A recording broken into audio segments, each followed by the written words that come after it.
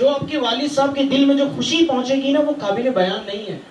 ورنہ ایک وقت وہ آئے گا کہ آپ چاہیں گے کہ آپ کا پیسہ آپ کے والد صاحب پر آپ کی والدہ پر خرچ ہو لیکن آپ کے والدین آپ کے پاس نہیں رہیں گے. کتنے ایسے لوگ ہیں کہ وہ چاہتے ہیں کہ میرا پیسہ میرے والدین پر خرچ ہو لیکن ان کے والدین نہیں ہیں.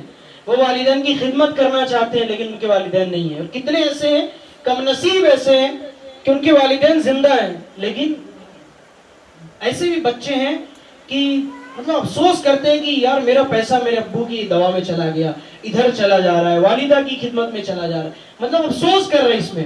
حالانکہ مطلب پیسوں کا نصیب ہے یہ کہ دیگر جگہ خرچ ہونے کے بجائے یہ ہمارے والدین پر خرچ ہو. تو اگر ہمارے والدین زندہ ہیں تو ہمیں ان کی قدر کرنی چاہیے. حدیث پاک میں پیارے آقا علیہ السلام ارشاد فرماتے ہیں کہ ہما جنتک و نارک, کہ تمہارے والدین جو ہے نا یہ تمہاری جنت بھی ہے تمہاری دوزخ بھی ہے. اگر ان کی خدمت کرو گے تو یہی تمہارے لیے جنت, اور اگر خدمت نہیں کی, ان کی نافرمانی کی تو یہی جہنم میں جانے کا سبب بن جائیں گے. بعض اوقات والدین بیمار ہوتے ہیں, زیادہ عمر ہو گئی, چڑچڑا پن ہو گیا, تو ہم بعض اوقات عجیب و غریب الفاظ اپنی زبان پر لے کر چلے آتے ہیں.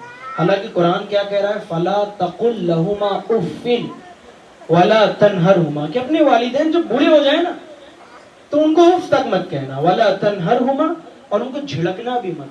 بات کس طرح کرنا, وَقُلْ لَهُمَا قَوْلًا كَرِيمًا, نرم آسان شفقت بھرے الفاظ زبان سے نکلنا چاہیے. مزید فرمایا کہ وَخْفِضْ لَهُمَا جَنَاحَ الذُّلِّ مِنَ الرَّحْمَةِ, رحمت کے بازو بچھا دینا. جس طرح پرندہ اپنے بچے کو سمیٹنے کے لیے اس پر اپنا پر بچھا دیتا ہے نا, اس سے بھی زیادہ شفقت کے ساتھ اپنے والدین کے لیے پر بچھا دینا.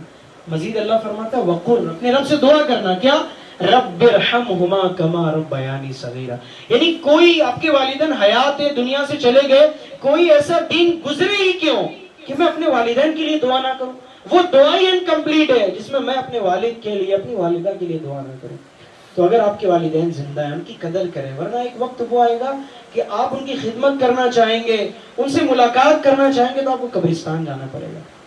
جب بھی میں باہر شہر جاتا ہوں یا وہاں سے آنا, یعنی جو بھی سفر ہوتا ہے, تو نکلے سفر کے لیے تو والدہ کا کال کیا, وہ پہنچ گئے, کھانا کھایا, کتنے بجے پہنچے, کہاں سو رہے, یہ سب ساری چیزیں. اب میں سوچ رہا ہوں کہ میں جب باہر شہر جاؤں گا تو میرے پاس کال کس کی آئے گی, میں دعا کے لیے کس سے کہوں گا کہ میں جا رہا ہوں آپ میرے لیے دعا کیجیے گا. ہم کہیں بھی جاتے ہیں, سفر کرتے ہیں, تو ہمارے پیچھے ایک ہماری ماں ہوتی ہے, ہمارے والد ہوتے ہیں جو ہاتھوں کو اٹھا کر دعا کرتے ہیں. لیکن جس کے والدہ نہیں ہے, جس کے والد نہیں, وہ اس کے پیچھے کون دعا کرے گا ہاتھ اٹھا کر.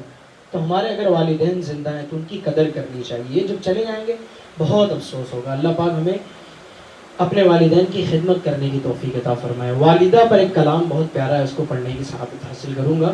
جہاں تک ہو سکے تمام اسلام بھی میرے ساتھ مل کے پڑھیے گا, اس کے بعد انشاءاللہ صلاۃ و سلام کریں گے.